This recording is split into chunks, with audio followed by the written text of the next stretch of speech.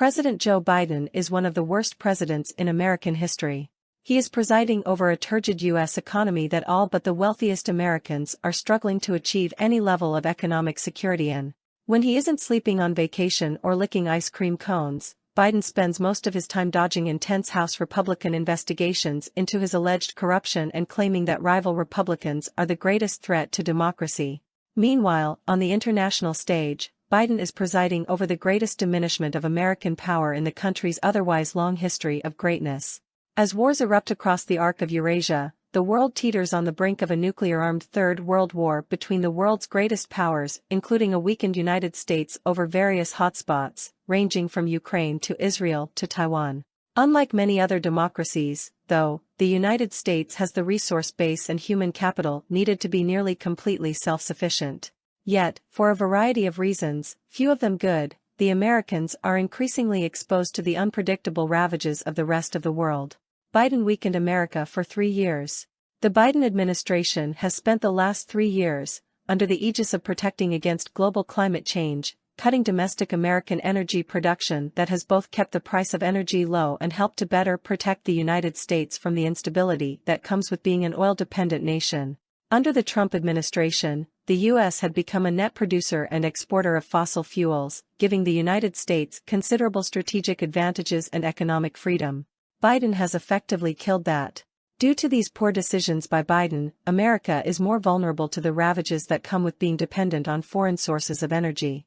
Because the average price of energy has skyrocketed, too, the Biden administration has spent the last 3 years depleting America's Strategic Petroleum Reserve, SPR. Time to help reduce the stratospheric price of energy at key points in domestic elections, Biden has been bleeding the SPR dry. On top of that, Biden has been sending the inherently limited amounts of oil in the SPR to Ukraine and other troubled allies to help them in their various fights. Now that a Mideast war has erupted, which this author predicted coming a year ago, with the risk of that war triggering a wider, global war, the Biden administration has truly weakened the United States needlessly. All Americans are going to be made to pay the price for Biden's short-sighted, awful leadership. What's more, most of these conflicts, whether it be the Russo-Ukraine war, the Iranian-orchestrated Hamas-Israel conflict, or the likely Sino-Taiwan war, all could have been avoided, indeed were prevented by former President Trump had we simply continued the Trump-era foreign policy. And as the threat of world war inches ever closer, things like American energy independence and having a robust emergency supply of oil sources in the SPR, would have proven decisive for helping America to survive whatever chaos is readying to befall us. Sadly, however, Biden has ruined these things. America will be hurt and damaged far worse than it would have been had these crises erupted under a different, more competent, and cogent, American leader. Biden is America's Chernenko.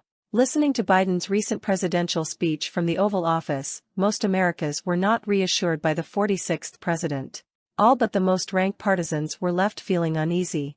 That speech was not a presidential statement of confidence or defiance against truly evil forces in the world. Instead, it was reminiscent of the kind of meandering, pointless, and slurred speeches of Konstantin Chernenko, the second-to-last leader of the dying Soviet Union. Under Biden's leadership, the United States has gone from the indispensable nation to the sick man of the world system. The rest of the world powers are now jockeying to put the sick man of the world out of his misery. And our current spate of leaders are more inclined to help these nations along either through perfidy or incompetence in their cause to destroy whatever is left of the US-led world order.